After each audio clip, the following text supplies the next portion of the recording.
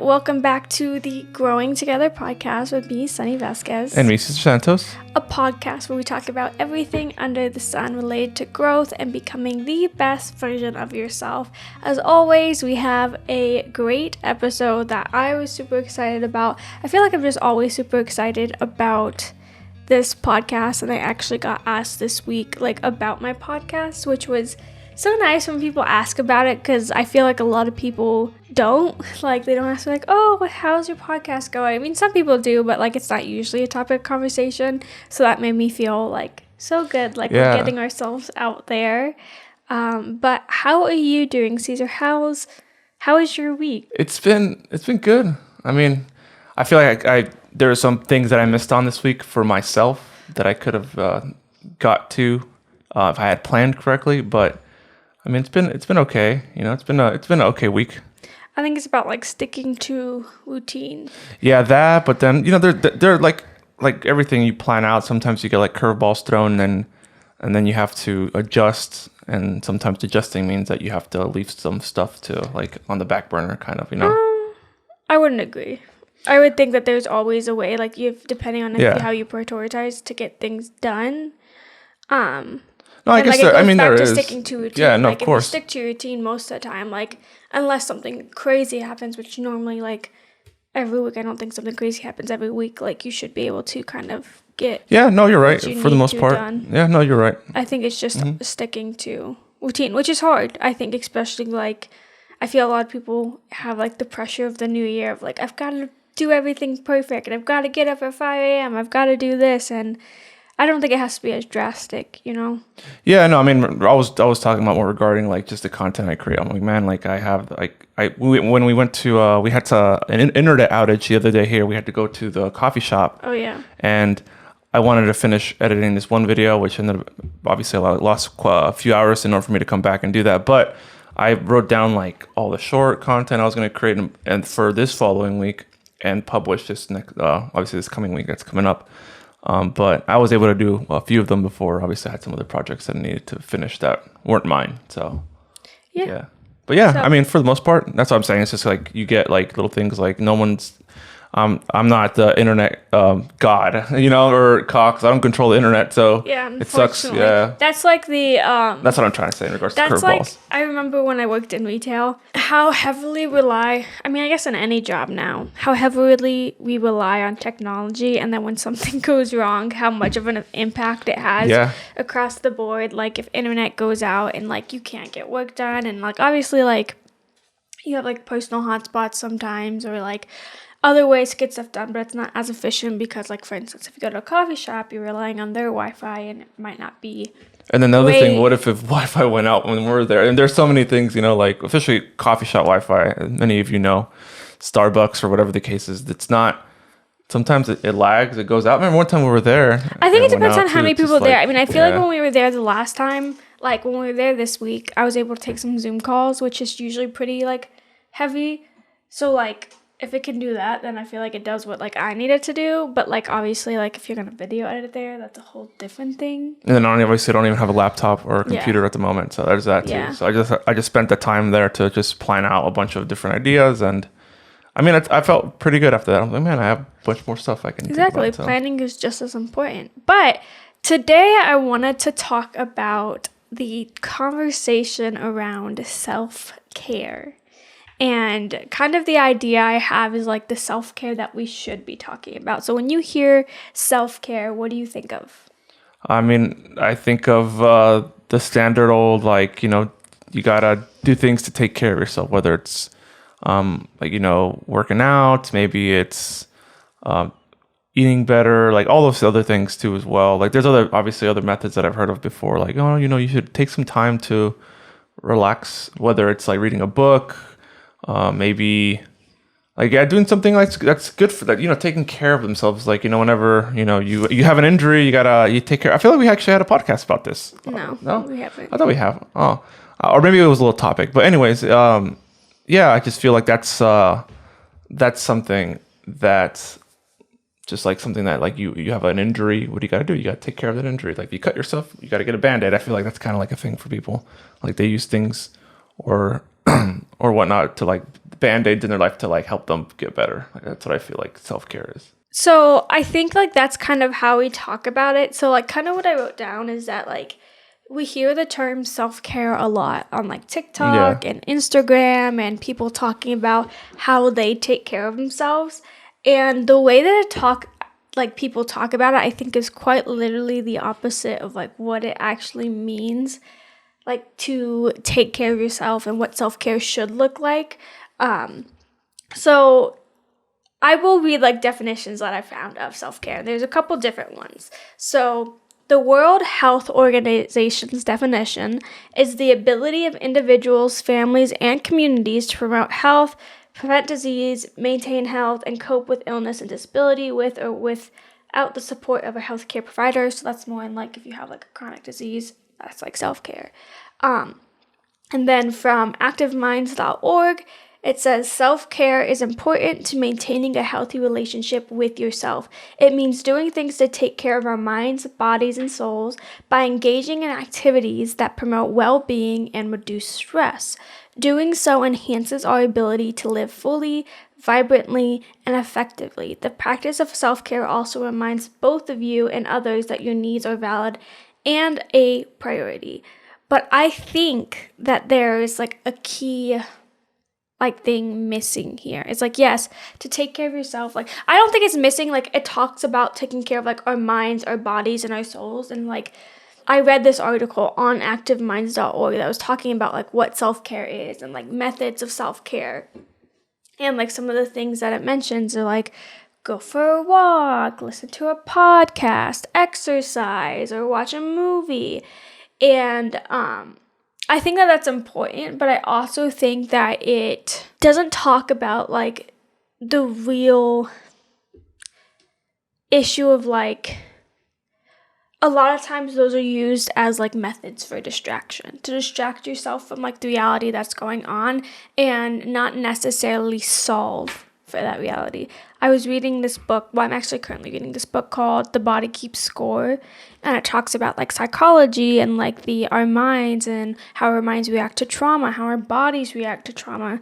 And the thing is like doing these things, yeah, while it can be great for you in the meantime, it doesn't solve for the actual problem that you might be having. If you're suffering from like severe anxiety and like every time you have like a feeling of like panic, you do one of these things, it's like, okay, well, it might help in like the short term, but what are you doing to prevent it altogether? You know what I mean?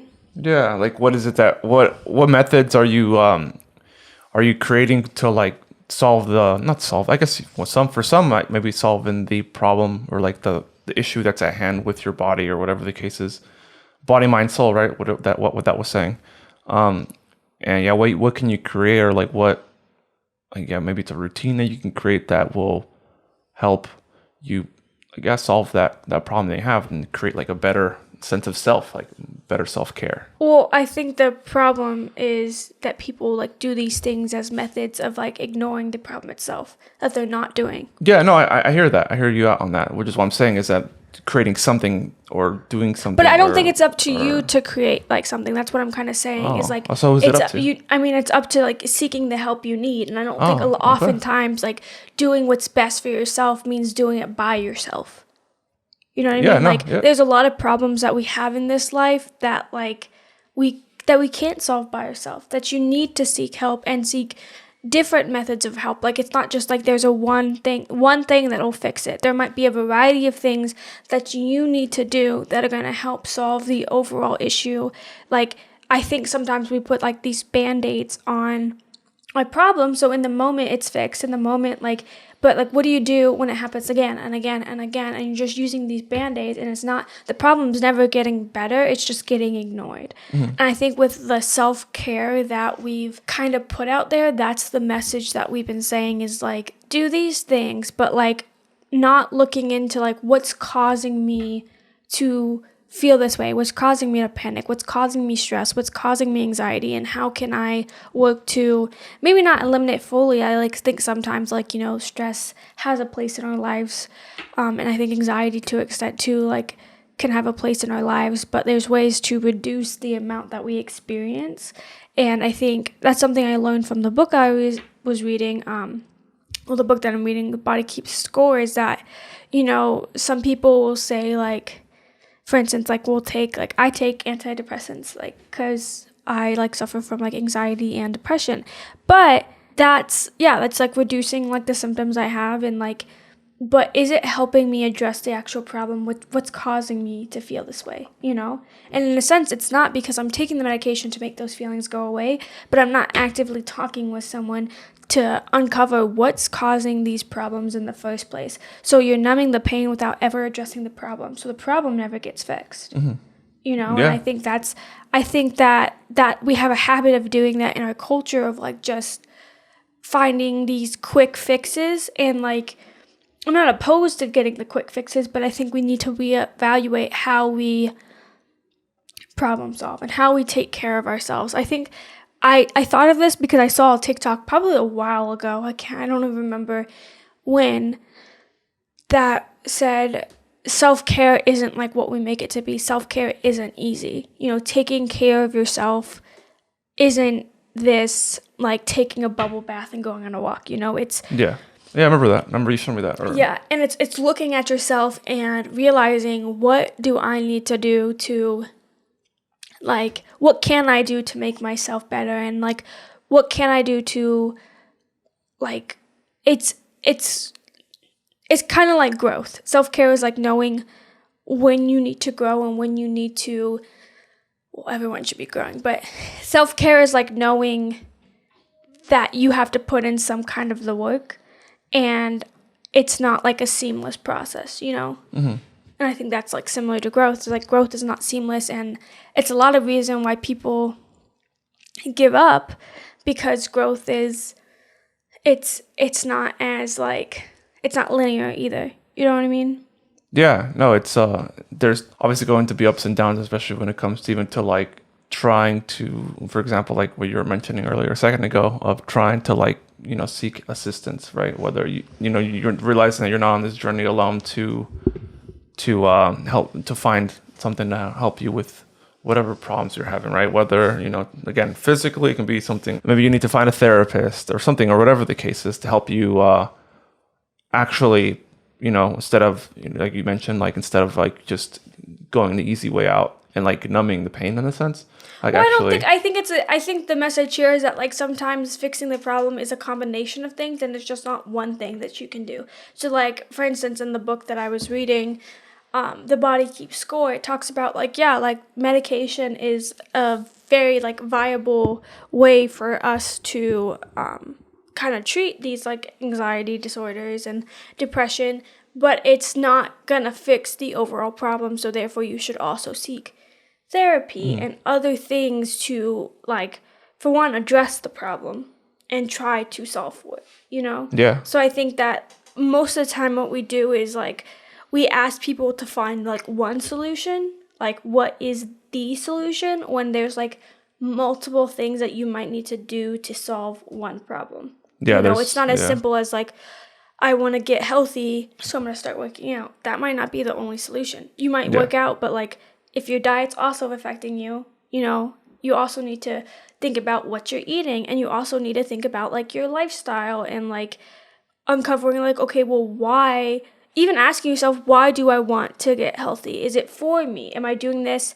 Or, like, there's some people that use exercise as a means for, again, not actually addressing their problem. So there's, like, some people, like, genuinely over exercise because they don't want to face the reality. It just helps take them away and take away the pain, Mm-hmm.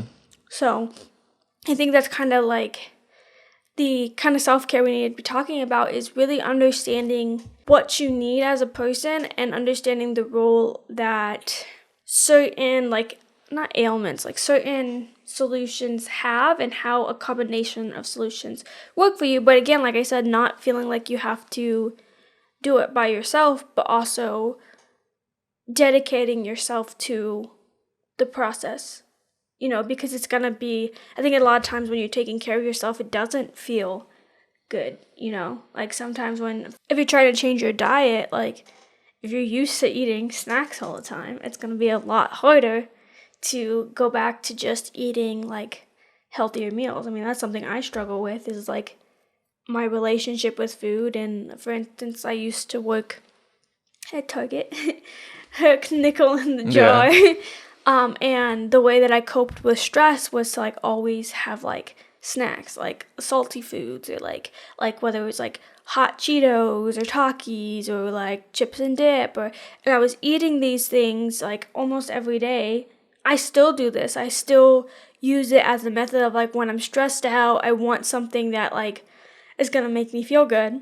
And a lot of time that's like a shit meal, like a very greasy meal, and I'm like, it only feels good like for a second, and then you're like, shit, I probably shouldn't have eaten that, and like understanding, like, I think it took me a while. I think probably I didn't realize until last year that the reason I ate the way I did was because that's how I cope with the stress in my life.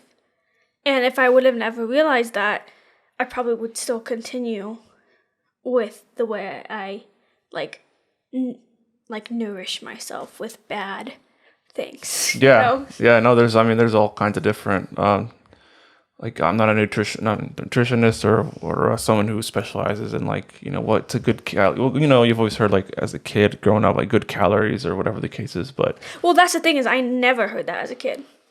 I mean, I only heard of it like in high school, I think, but I mean, it was, yeah, there's the whole like, stress eating, like some people instead of stress eating, they would smoke, Yeah, like, there's like, then, there's just different things that they do. Yeah, like, different things. Like there's people who smoke, there's people who, like, some people do exercise, which is good for them, but like if you're exercising for like 4 hours a day, you could like overextend yourself. Oh yeah, and you get injured and stuff like that. So it's like, even at that point, there's an extreme to even the things that are supposed to be good for our body. Yeah. Or for instance, there's this there's this TikTok girl who talks about like the almond a day mom, where it's like this mom who like I guess kind of really just pressured like her kids to like have like unhealthy like relationships with food, and the idea that like an almond, like this is drastic, an almond is like, the only nourishment you need, like, like the not having to, like, very like portion control kind of thing. And not eating for when you feel hungry kind of thing. Or like, there was that, like, I feel like this was like in the 2000s, there was that period of like diet shakes, like only drinking shakes. Oh yeah, like Slim Fast and all these things. And it's like, that's not healthy either. But like when people will take these drastic measures because they think it's better for their body, because it, like, for instance, like a commercial like Slim Fast is telling you like, oh, this has all the nutrition you need, but genuinely, because every person's body is different, it really might, like, the calories I need in a day are different from the calories you need in a day. You can't standardize that across the board. Yeah, it all depends. There's probably a bunch of science behind it that I have no idea how it exactly works, but yeah. Yeah, I mean, this became like something that I talked about, like health, but yeah, I think that, like, I mean, a lot of that has to do with self-care. I mean, no, like, self-care does have to do with like your physical health. It has to do with your mental health, and I think, again, like, your mindset is so important here. Like, you're not gonna change how you think by taking a bubble bath. Like, that's something I do a lot. It's like, I love a good bubble bath, and like when I'm stressed, I also like to do those things. But you also have to think at the end of the day, like, what can I do to better my mindset? How can I think differently? And like, a lot of that takes like actively thinking about like how you talk to yourself, the things that you put out in this world. It's like rewiring in a sense, and that's not easy. Like, none of it, I feel like nothing about growth is easy. Nothing comes easy. It's a continuous process of evaluating who you are and also where you want to be, and then kind of trying to connect the dots of like how you get there. Yeah. And you're not going to get there by like putting band-aids on your problems. Yeah, and I mean that you can apply that to anything in life too, if you think about it. Whether it's in the sense like self-care or repairing something. Like, my mind always goes to like technical things in the world, like things that require like human interaction, like putting together, a puzzle or Legos. And like, if you have a broken Lego in a set, like that's one of one that you need for that set. Like, you're not gonna, you might be able to make one if you have something to make it, but you might have to go out there and find a replacement. And like, you have to find that exact piece to complete the puzzle or whatever. You're not gonna force the wrong piece in or whatever, it might make things worse. You might break something, Yeah. doing that. And I kind of like reflect on that in that sense, like that analogy of like we're kind of like we're a big puzzle and we have different needs. All of us are like a different type of jigsaw puzzle. Yeah. So. And I think that it kind of like another analogy you can kind of take from that is like if you try to force a piece where it doesn't belong, it's never going to fit properly. It's never going to do what that piece serves to do. And I think that's something that like people do is try to fill like these holes, whether it be in their mind or in the body, with like the wrong things. And they may think in the moment like, this is what I need for this, and this is gonna fix the problem. And it might feel like it did for a while, and then when it starts getting uncomfortable again, you realize that was never what I needed. That was only a temporary fix to the overall problem that I need to address. Sometimes I wonder if there's like, you ever like have a problem in your life and think, could I have solved this sooner, or did you like, or not realize that what the problem was sooner? Yeah, there's like definitely situations that I look back on my life that I'm like, if I would have known this sooner, like I could have gotten through like so many years of feeling a certain way or whatever the case is. Like I imagine everyone has that moment where like, man, like I can't believe it took me X amount of time to like learn this one thing, but if I know what I know now, like hindsight, it's 2020, right? But, I like to think though that there's a reason for that. A lot of the times when we're like, oh man, if I would have known this so long ago, I would have been here. But I'm like, isn't the purpose is that like there was a process that eventually led you there, and you learned a lot from the failures and the mistakes. And I think we live also in just a society that wants like the easy way out. And I'm not gonna lie, I do too. Like we always want the easy road to take. And I don't think, there's that saying that nothing in life like worth doing is easy or something along the sorts. And despite that, people still want to figure out, how do I take shortcuts? How do I do it with the least amount of effort? And I think, well, like, yeah, like I understand it. I also think about like my personal journey and how I've gotten to where I am today.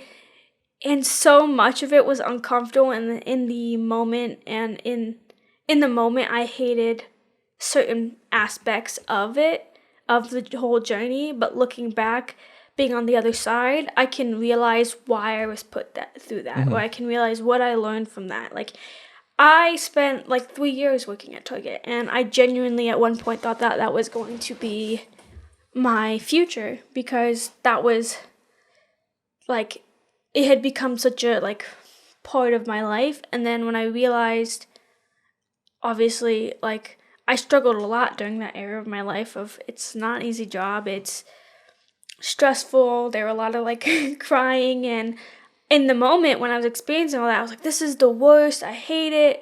But looking back, I can be grateful for everything I learned during that experience, like the skills I learned, even like the bad times, I made it through all of them. So it's like, it couldn't have been as bad as I thought it was, right? Like, in the moment, I think when you're experiencing something, it feels just excruciating. But when you look back, you're like, as like shitty as it was, there probably was a reason for it. Everyone says like there's a reason things happen in our lives. It's a learning experience or whatever the case is. But I mean, it's all to each their own when it comes to like what you take from it, But a lot of that has to do with obviously like the situations we're put in our lives and like what we learn from them, and hopefully help us get to that next part in our life to like help us find that solution to whatever it is that's causing us problems, or causing just like yourself your own problems.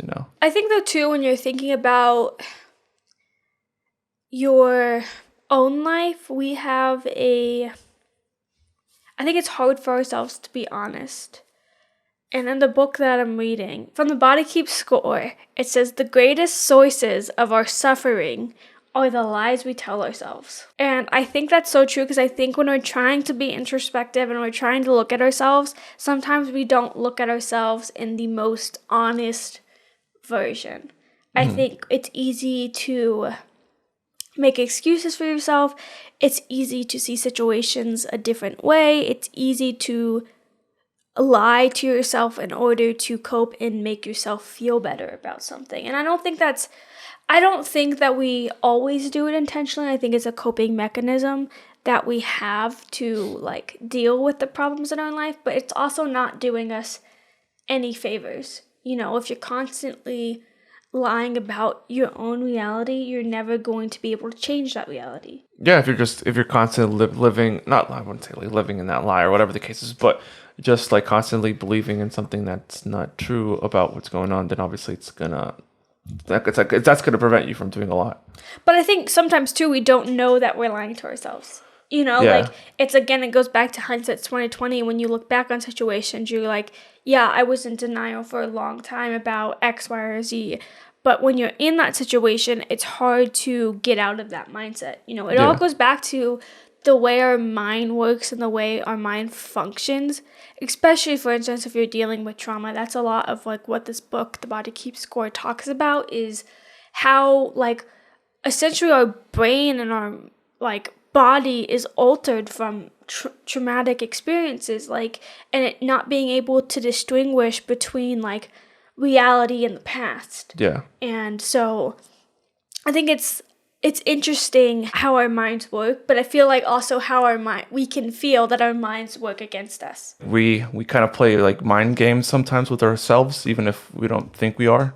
A lot of that can hold us back from doing what we need to do, I think. But what do you mean by like mind games? I try to look at every situation that I've ever been in, like from everyone's perspective, and that can often actually be a little difficult because then you're hearing someone out from this end, from the left, from the right, from the center, from behind you, and you're trying to take in all this information. It's like a mind soup. It's just there's a lot going on, and that your own mind can prevent you from doing what you need to do to be whether it's But self-care. are you saying that like your own mind can prevent you from what you need to do based on like what other people's perceptions are? Well, there's that, but then there's also what you think of yourself. Like there's all of that, like a No, lot but of that. and that's what you I'm know? talking about. Is like I'm taking into account like more so like the inner workings of our mind, not necessarily like based on external factors, not other people's perceptions. Yeah, I mean, I was thinking of that's the thing. That's the thing about me. It's like obviously I was thinking of the other factors, not just like ignoring anything else. Just thinking of like obviously in this case, just of ourselves. Well, I think like other people's perceptions are irrelevant because like when you're working on yourself, you shouldn't base your journey based on what other people have to say. No, I mean, but in this case, wouldn't that kind of directly contradict in having someone else reaching out to a professional because they would have. Well, yeah, but I'm have, not. That's a professional. But like I'm saying, if you're reaching out to like just people in your Oh, life, no. they might not No, have of the best advice Yeah. either. Like they might not know exactly what they're talking about. So to take like what they say and run with it isn't necessarily the best course of action either, because your journey shouldn't be based on the things other people are telling you that you should do. It should be based on the things you want to do and align it with what's going to make you grow in your life, not live for other people. Yeah, no, but I was just talking about in the context of seeking, like if you talk to a professional and after many sessions they recommended you do X, Y, Z, whatever it is, and then you're just like, no, I'm not gonna listen to you, even after you paid them a bunch of money, because obviously talking to a professional is not cheap. I mean, people So- do that too. They hear like they seek someone who has like knowledge or expertise, and then they don't listen. That Yeah. happens like in our everyday world. Whether that's like it's like somebody hiring like an agency to do something for you, and then You don't do doing the yeah. exact opposite because you don't agree with it. But like these people have like expertise, you know?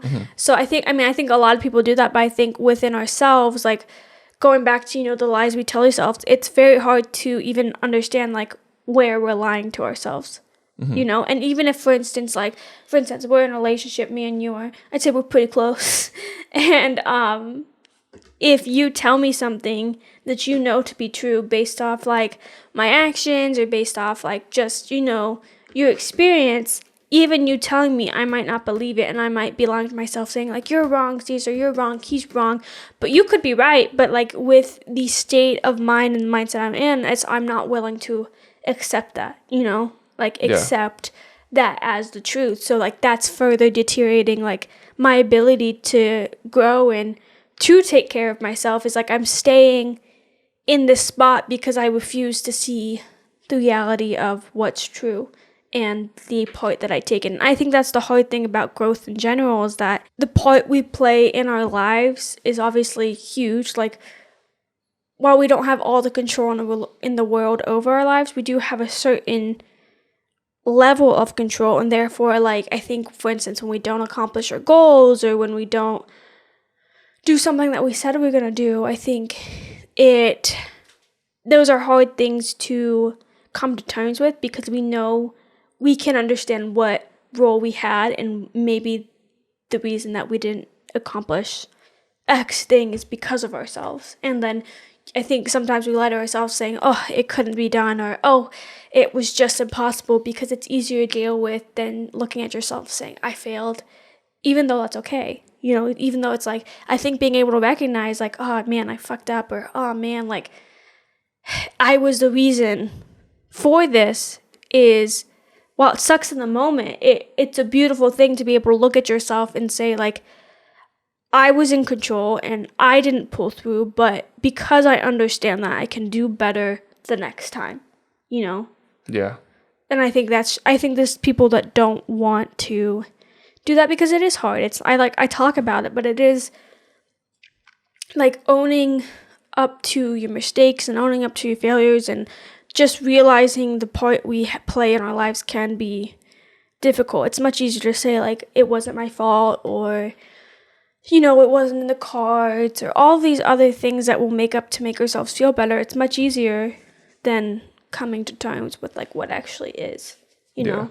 And when you have such a distorted reality, like, it's going to continue to catch up with, like, and play out the rest of your life if you don't come to terms with what actually is true. So that's kind of like what I think kind of about. I mean, it all relates back to growth. How can we look at ourselves and be honest with ourselves, like, and just grow as people, and, like, know that, for instance, it's okay to fail. It's okay to just not be where you want to be, but, like, it's not okay to not take action to get there, you know? And I think when you're really taking care of yourself, you're actually going after what you want. You're analyzing your life and the part that you can play in making it better, and you're taking actions to make it better, whether that's, like, for instance, like, if you want to take care of your mental health, it could be seeing a therapist, like, trying out medication, but doing a number of things that might help. It's not just one solution, like, if I just do this is fixed. I think the whole, like, thing is, like, there might be a multitude of things you can do to attack one problem, and perhaps it's a combination of those things that are going to help you move forward. You know, I think when we talk about self-care, we just need to consider that. Yeah, there's a lot to consider, especially just, like you said, there isn't a one solution for everyone. Well, it's not just one solution for everything. I don't think there's a one solution for, like, a single problem sometimes. Yeah. I think it's a combination of things you have to do, especially when it comes to growth. It's not like I do this one thing and my life changes. Just like, no, I make these tiny changes that all are a combination that will combine and, like, have, like, 10 times a return on investment. You know, it's not like I start getting up early and everything changes, or I start, like, running every morning and everything changes. It's a combination of those things. It's a combination of changing your mindset. And I think so often, like, people are like, these are the 5 things you need to do to change your life. And I'm like, I don't think there's possibly only 5 things, you know? There's got to be more than 5 things. It's probably a combination of, like, even tiny things that you don't even think about, you know? Yeah. Like getting better sleep, all these other things. Yeah, like, it's probably, like, they're not mentioning, like, oh, like, also I do this and this and this, and all of that could be, like, piling on to why something's working. Mm-hmm. So it's like those ignored things are, I feel like, equally as important as, like, those 5 main things that you talk about. Like, there's so many things that, again, I think, like, it's so enticing to think, oh, I only need to do these 5 things and I'll have $1 million in a year. And I'm like, I don't know that that's exactly how that played out, but it's easy to look at something and, like, simplify it to make it seem like these are the 5 things and these are the 5 reasons that this worked. Mm-hmm. You know, when I think it's like, for instance, if you take a marketing campaign or like a video, like, you do videos, and we talk about, like, a video that, like, did really good. there's a combination of reasons that your video could do well. Could be you had a really great thumbnail. Could be the content in the video. Could be the optimization part of it. There's a million reasons that it could be doing well. And sometimes to pinpoint exactly why it's doing well, it'd be like to say that it was one thing would be like false. You know, it was a combination of things. Yeah, timing. There's timing. There's a lot. That's why it's like, unless you're like a Mr. Beast out talking about video, Mr. Beast, and you just not redo content that's the same. It's just very, kind of just different topics or different types of videos. Like, that's really the only way you'll continue to like blow up and grow. I mean, this is what I've talked to you about that. I feel like we can talk about video content all day here on YouTube, on this podcast. But I know, but like when it comes to video, there's never just one reason that it does well. It's a combination of reasons. And the same thing with like why something doesn't do well. Like, it may be a multitude of reasons. Like, to pin down, like, you can like try to pin down as closely as like what it was, but at the end of the day, I think we're making like some assumptions that may not be like, you might have like some factual data to back it up, but I think there's also things that you won't be able to account for, of like why it worked. Maybe it was the timing. Maybe you just like timed the video unintentionally, like really right, and it just blew up. So, it's never just like one thing. And I think that's what I'm trying to get, is like, I don't think one action changes your life. I think it's a series of actions. Yeah. And I think it's a series of, very small actions that add up to be like these large things. And I think when you think about it like that, it's very easy to make smaller changes in your life, very easy to say like, oh, I'm gonna, for instance, be more organized. Start with like, I've heard someone say this, like, if you want to be more organized, start with one room or like one area and keep it organized, and then move like this way, and eventually like, your life will be a little bit more organized. So I think that's the important part too, which we've talked about, is like the small steps like turn into like the bigger steps. The one thing, it may feel like a small win, but like those small wins are just as important because they play into like, the grand scheme of your life. Yeah. So yeah. I mean, that's all I have for today. That's kind of just what I want to talk about.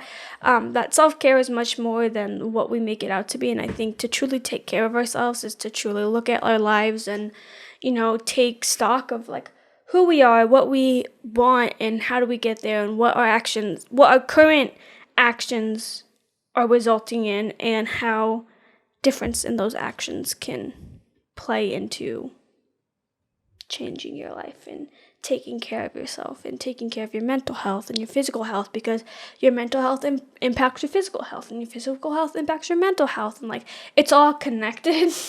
So like manifest, it's all connected.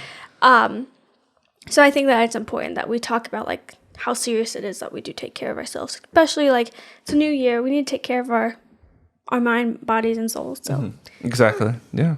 That's all I have. But do you have anything else, Caesar? No, I mean, I think you pretty much covered this. You took reins of this podcast. Like, you always have all the information, and I really do think that if you do need any other resources, I can begin to imagine all the other links that we can possibly post somewhere, maybe in the description of this video on the podcast, for like that one article, for example, that you referenced. I thought that was pretty cool. Well, I didn't like that article. That's the thing, is like that article kind of like gave me the...